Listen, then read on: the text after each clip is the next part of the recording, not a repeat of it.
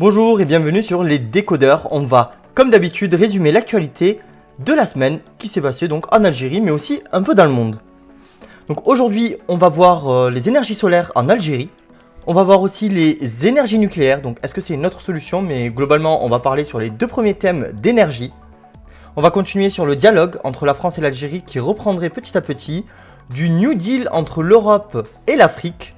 Et pour finir, des vestes en cuir interdites en Corée du Nord, oui.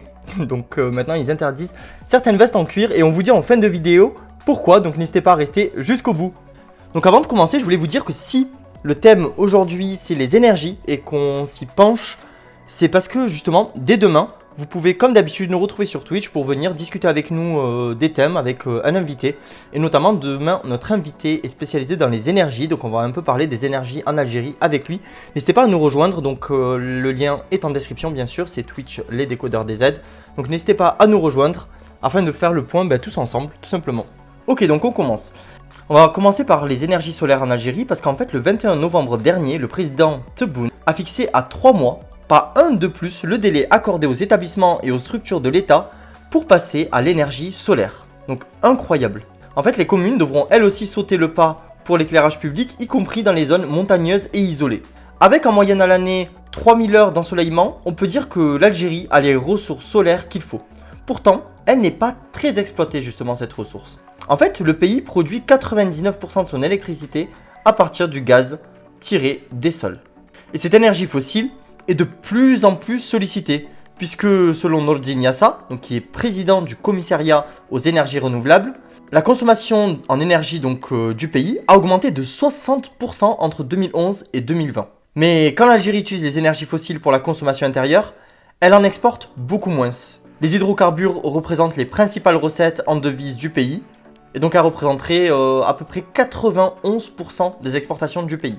Donc voilà, donc vu qu'elle représente 91% d'exportation du pays, il y avait deux solutions, soit diversifier l'économie, soit réduire la consommation locale, donc en hydrocarbures, en énergie fossile. Du coup, les autorités ont appelé à rationaliser la consommation locale de gaz et ont opté pour l'énergie solaire.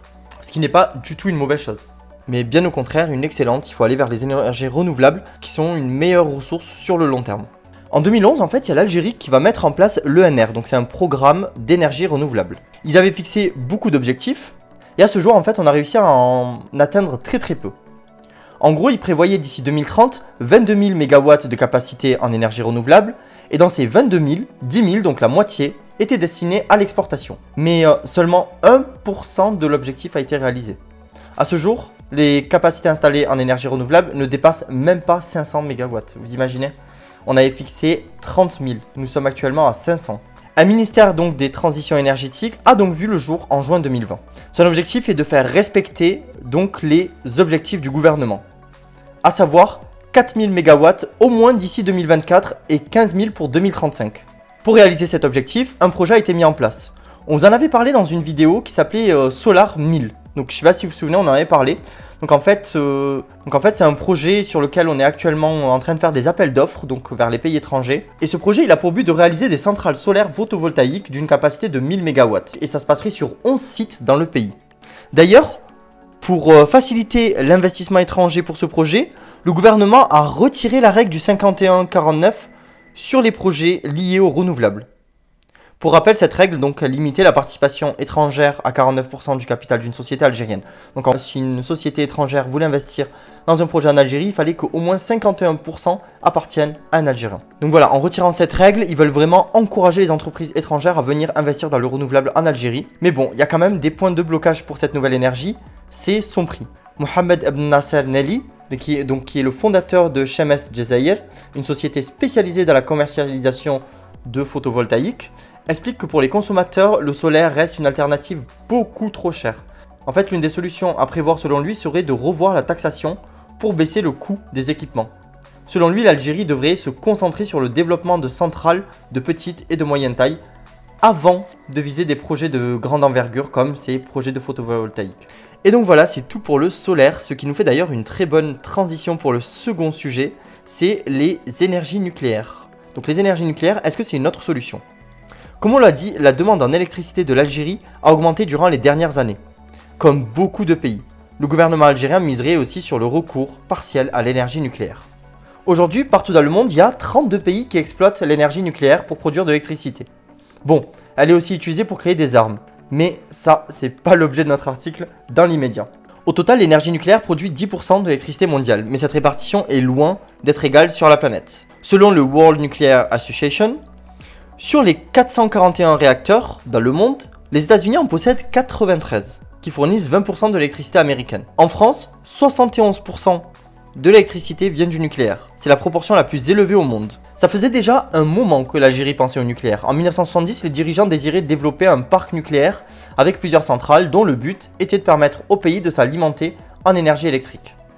Mais aussi de réduire l'utilisation domestique du gaz naturel et du pétrole pour que le pays exporte plus de ses ressources énergétiques. En 2009, le ministre de l'énergie et des mines, Chakep Khalil, prévoyait que tous les 5 ans, une nouvelle centrale nucléaire entrerait en opération. En principe, ce projet devait commencer en 2020, donc l'année d'acquisition de la première centrale, mais pour des raisons de sécurité de lieu et de ressources, le projet a été repoussé en 2025. Le pays se servirait de sa réserve de 29 000 tonnes d'uranium qui lui permettrait de faire fonctionner 2 centrales nucléaires à 1000 MW pendant près de 60 ans. L'objectif pour le pays est de produire 2000 MW d'ici la fin de la décennie. En tout, le programme sur les énergies renouvelables prévoit d'installer 22 centrales consacrées aux énergies renouvelables, dont 2 pour le nucléaire lors de la prochaine décennie. Ce projet permettrait au pays de diversifier sa production. Donc en gros, je sais que ça fait beaucoup de dates depuis tout à l'heure, mais d'ici 2030, les énergies renouvelables devraient représenter près de 27% du total de production d'énergie en Algérie, et donc de réduire de 7 à 22% celles faites par les gaz. Le nucléaire vient aussi répondre à une autre problématique, la réduction de production de pétrole. En effet, alors en fait, il faut savoir qu'entre 2009 et 2019, l'Algérie a diminué sa production annuelle de 12 millions de tonnes de pétrole.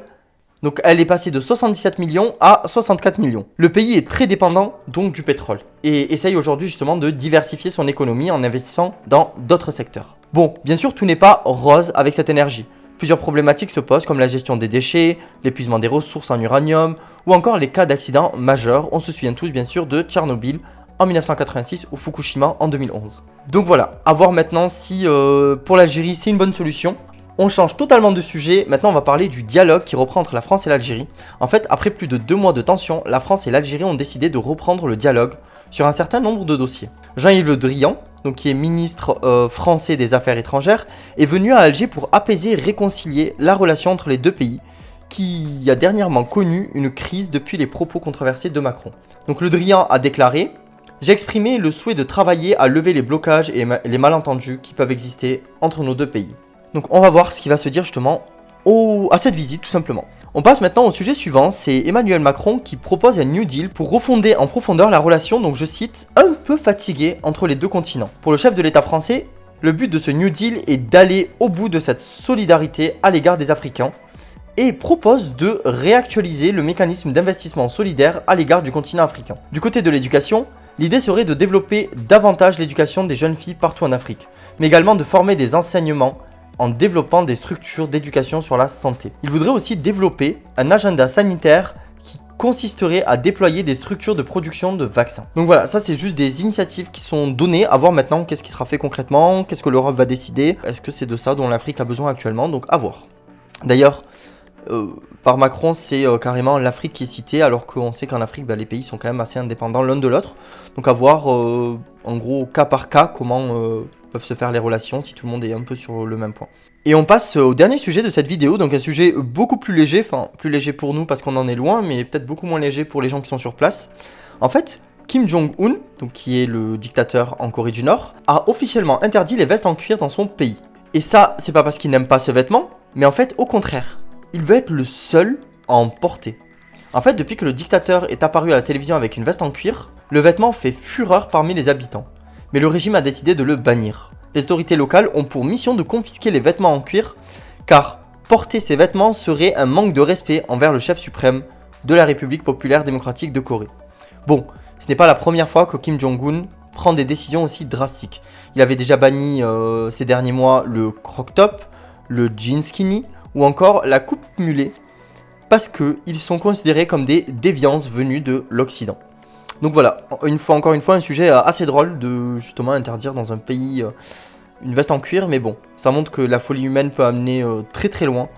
Donc et ça nous rappelle à quel point on doit faire tout le temps des efforts face au pouvoir qui est en place pour essayer de garder un minimum notre démocratie et nos libertés. Donc sinon à part ça, c'est fini pour aujourd'hui. J'espère que ça vous a plu. C'était un peu lourd le sujet sur les énergies, il y avait beaucoup à dire. Mais justement on voulait un peu poser les bases sur le contexte actuel avant justement d'en discuter donc dimanche. Donc on vous attend dimanche pour en discuter avec nous. Vous avez, je le répète, le lien en description. N'hésitez pas à lâcher un petit pouce bleu, un commentaire, ça nous soutient beaucoup, ça nous aide beaucoup. Et quant à moi, je vous dis à dimanche prochain. Ciao!